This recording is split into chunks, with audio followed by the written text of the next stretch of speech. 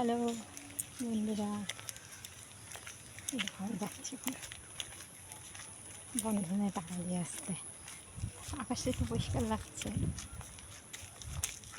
দেখো ভাবছি পুরো তো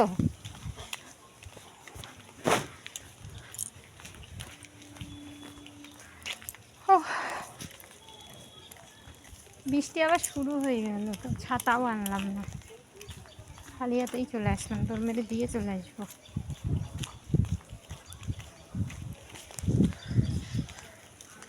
কিন্তু তাড়াতাড়ি তাড়াতাড়ি পৌঁছেছে, এখনও অনেকটা যেতে হবে। তারপরে